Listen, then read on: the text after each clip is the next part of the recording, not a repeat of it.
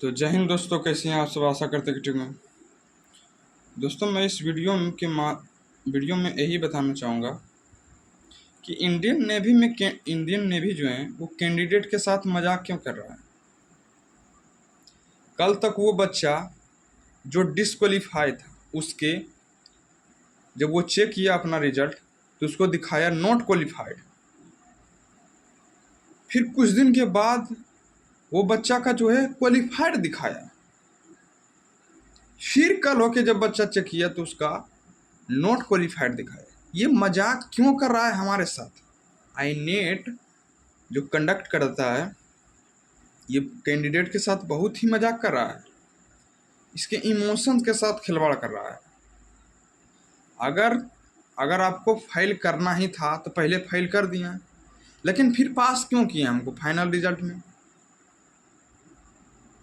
जब आप पहले फाइल हमको कर ही दिए, ठीक, हम मान लिए, मेरे घर परिवार में सब जान गए कि मैं फेल हुआ हूँ, मैं फिर से तैयारी करने लगा। लेकिन फिर कल होके जब चेक किया मैं अपना रिजल्ट, फिर पता चला कि मैं क्वालिफाई हूँ। ये क्या मजाक चल रहा है। फिर तो ये तो हो गया एसएससी जैसे एग्जाम की जहाँ फ्रॉड होता है। अगर आप जब एक बार डिसक्वालीफाई कर दिए मेरिट में हमसे, जिसका 2 नंबर से जो मतलब फेल हो गया, कई 3 नंबर से हो गया, फिर जब वो चेक किया तो उसको क्वालिफाइड दिखाया। फिर जब कल वो चेक किया तो फिर डिसक्वालीफाई, मतलब नॉट क्वालिफाइड। ये क्या चल रहा है। ये बच्चे, ये कैंडिडेट जो हम सब भाई हैं, हम सब के साथ इमोशन के साथ खिलवाड़ कर रहा है। अगर वो बच्चा क्वालिफाई दिखाया है, उसका जो पहले डिसक्वालीफाई था फिर क्वालिफाई दिखाया, अगर वो क्वालिफाई फिर अपने माता पिता को सुनाता होगा कि मैं पास हो गया, मेरा मेरिट में नाम आ गया है, मेरा भी ज्वाइनिंग हो, तो उसके घर में तो सभी खुशी होगी, कई लोग मिठाई भी बांट दिए होंगे। लेकिन जब उसको फिर डिसक्वालीफाई किया गया, कितना इमोशन के साथ उसके साथ खिलवाड़ किया गया है। ये बहुत गलत कर रहे हैं आई नेट हम लोग के साथ। नेवी में सुना कि मतलब कई जो बच्चा है, कई जो कैंडिडेट है वो एयरफोर्स ग्रीन कार्ड होल्डर है। तो मैंने मैंने जब देखा कि जो बंदा डिसक्वालीफाई था उसको क्वालिफाई किया था, तो मैंने मैंने दिमाग लगाया या मैंने सोचा कि शायद जो एयरफोर्स में जो ग्रीन कार्ड होल्डर होगा वो नेवी में नहीं जाना चाहता होगा, जबकि वो नेवी में पास हुआ होगा। जिसका सीट जो है बच गया होगा, उसके भरपाई के लिए जो है कैंडिडेट को बुलाने के लिए सभी को क्वालिफाई कर दिया होगा, मैंने ये सोचा होगा। लेकिन फिर देखा कि वो बंदा डिस्क्वालीफाई हो गया। क्वालिफाई, डिस्क्वालीफाई, फिर डिस्क्वालीफाई। ये क्या चल रहा है। ये तो मजाक जैसा हो गया है। और जैसे एसएससी में हो रहा है उसे इसमें भी होगा। फिर डिफेंस में सभी का फिर ट्रस्ट नहीं रह पाएगा कोई कैंडिडेट का, कि डिफेंस में भी ऐसा चलने लगा। आपको नहीं लेना था, हम नहीं लेंगे, ठीक है, हम नहीं आ रहे हैं, आप हमें डिस्क्वालीफाई कर दिए, हम नहीं आ रहे हैं, हम फिर से तैयारी कर रहे हैं अपना, फिर से हम अपना एग्ज़ाम की तैयारी कर रहे हैं। लेकिन आपने जो ऐसा किया, क्या ये ग्लिचिंग हो सकता है। ये ग्लिचिंग नहीं हो सकता है।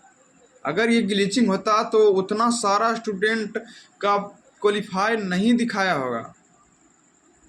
ये जरूर वहाँ का कोई जो है सभी को क्वालिफाई किए होंगे, तभी क्वालिफाई दिखाया होगा सभी का। ग्लिचिंग तो नहीं हो सकता है। ये हम एक दो बच्चा का होता तो हम बोल सकते हैं कि ग्लिचिंग हो। बहुत सारे सर जो हैं इस पर वीडियो बना रहे हैं कि ये ग्लिचिंग नहीं हो सकता, कंप्यूटर का ये ग्लिचिंग नहीं हो सकता है। ये जरूर किया होगा क्वालिफाई, फिर डिसक्वालीफाई किए।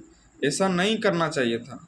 अगर आपको नहीं हमको लेना है तो हम नहीं आते हैं, ठीक, हम नहीं आ रहे हैं, लेकिन फिर हमको फिर बुलाएं, फिर कह रहे हैं नहीं हम बुलाएंगे। फिर ऐसा नहीं, ऐसा क्यों आप कर रहे हैं।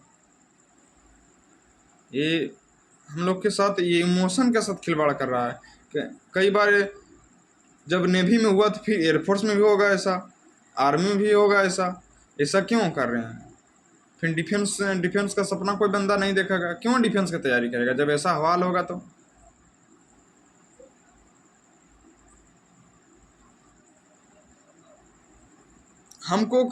मेरे कांटेक्ट में कई दोस्त थे, उसके वो बताया कि भैया मैंने आज जो चेक किया, मैंने आपका वीडियो देखा तो बताया कि आपने कि सभी बंदों को क्वालिफाई कर दिया है।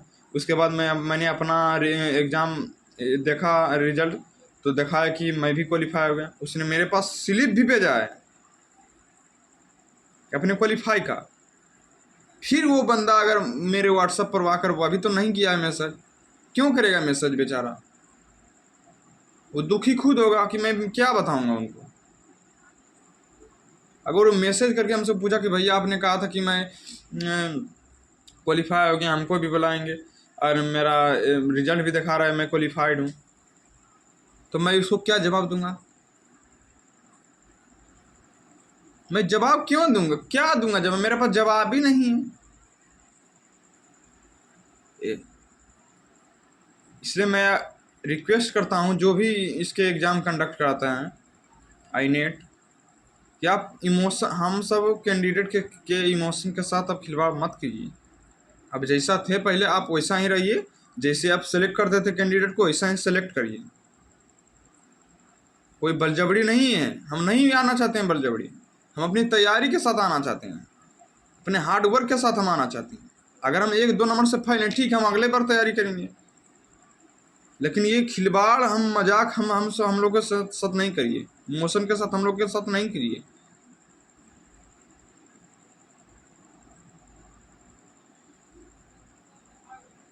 तो दोस्तों, वो जितने भी जो हैं कैंडिडेट जिसके साथ ऐसा ऐसा हुआ, वो एक तो घबराने की बात तो है, टेंशन लेने की बात तो है, लेकिन अब उपाय भी क्या है दोस्तों?